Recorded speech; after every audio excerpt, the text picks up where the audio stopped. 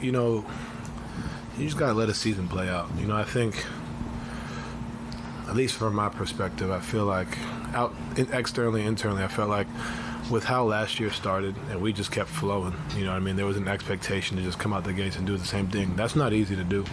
You know, understanding that there's going to be, especially when you have injuries, there's going to be different things in a season that's going to, you know, there's different hurdles, you know, and at the end of the day, I've played on teams that typically peak January, February, you know what I mean? And I've started off slow. So, like, for me, this is good. This is trending in the right direction. But, you know, at the end of the day, just keeping, I think as a whole, as a group, you know, we finally found our identity of who we are, what we can be.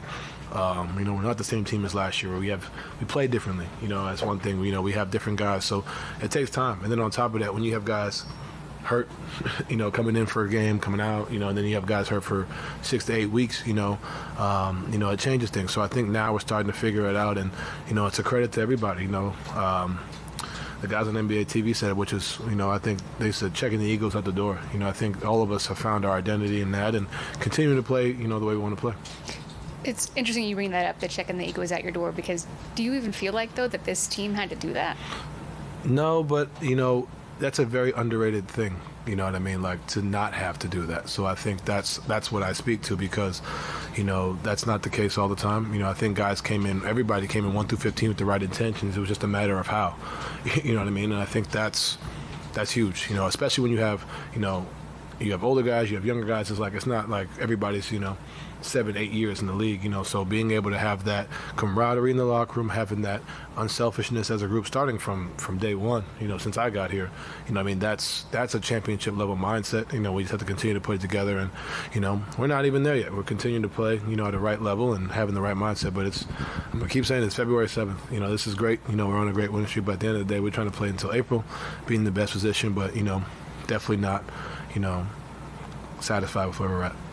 When you're on the roll that you guys have been on, what does that do confidence-wise for you guys, knowing when you go out on the floor, there's got to be a certain amount of confidence to you every time? You know, I think, you know, for us, just continuing to play the way, you know, we know how to play, knowing what we go, like knowing where we are, where our spots are, knowing all these different things. And, you know, tonight we didn't start out well. You know, we didn't play our best basketball. And, you know, for us to kind of still know that, acknowledge that, and be able to fix it. You know, it's not always going to be pretty. We're not always going to blow teams out. But, you know, it's something to fall back on, understanding that we have a foundation, especially defensively, offensively, continue to push the pace. And like I said, it's anybody. Anybody can score, anybody can pass, anybody's getting the ball up the floor and moving it. So it's been good, but it's definitely a level of confidence. And the biggest thing now is controlling it, you know, continuing to, you know, play, you know, confident basketball, but not coming in every arena or coming in every place thinking teams are just going to roll over and we're just going to win. You know what I mean? I think that's, you know, that can be, you know, the downside of playing really well at this time. So just continuing to, you know, having the mindset of every night we got to go get it because teams are coming for us. Chris. Donovan, with the trade deadline tomorrow, what is the feeling in terms of what you guys have and what you still need? Well, I mean, the fact that I didn't know it was tomorrow, I think, speaks volumes. I think we're in good shape. You know, I don't think anybody in the locker room is thinking about it. Like I said, the fact that I don't think we've ever talked about it outside of other teams. You know what I mean? So I think that just speaks volumes to what we got going on here. And, you know, I think we're in good shape. You know, I think we all think that and feel that, and we have, you know, we have a lot to accomplish with this group. So I think we're excited about that. When did you have the belief that you guys have enough? I would say last year, you know what I mean? Like, with the way we played, I mean, obviously, you know, we're judged by how you do in the playoffs. But when you win 51 games, I get traded 3 weeks before camp. You have a new team, new adjustment.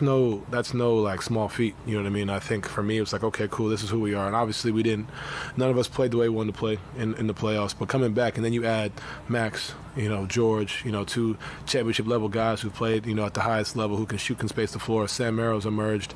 You know, I think for us, and also internally, we've gotten better. There was always a belief. Now I think the biggest thing is we're playing like it. We're all healthy, you know, knock on wood, and continuing to build from there. Yeah. Donovan, we missed a little bit of the beginning of the conversation. When you talk about identity, what does that mean for this team? You know, like, what is our identity, you mean? Yeah. I think our defense. You know, I think, you know, hanging your hat on that. We've held some really good teams, offensive teams, to under 100 points, and that's tough to do in this league, or around 100. You know, obviously we didn't do it tonight. Did we do it tonight? It's right here. No, we didn't, but we were close. To have that, especially when Ev went out, when you have your Defensive Player of the Year candidate and the first team all-defender come out, guys stepped up, whether it was Dean Wade, Isaac Okoro, obviously Jared Allen's been phenomenal. Guys have stepped up in many different ways.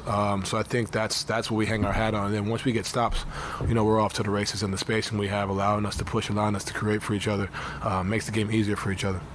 A little similar question that Chris just asked, but did you get the sense that this was coming, the way you guys have been playing? Yeah, it's hard to win. Was it 15 out of 16? That's hard. I wouldn't say I necessarily saw like that coming, but I think I definitely saw our best basketball moving forward. And like I said, I said this at the beginning of the year too, like when we were injured, like I'm never going to sit here and say, oh, like we lost these games because we're hurt. But like it's hard to build camaraderie with a new group when when guys are in and out the lineup every day. And now you're starting to see what we look like continuously. And I saw it in camp. We all saw it in camp, and I think now it's, starting to find its way. But the biggest thing is now that it's here, let's not get complacent about it. Let's continuing to build on it.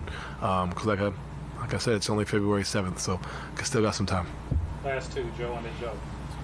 I asked JB the same thing, but I wanted to ask you, do you think you guys play loose, or do you think you play with a chip?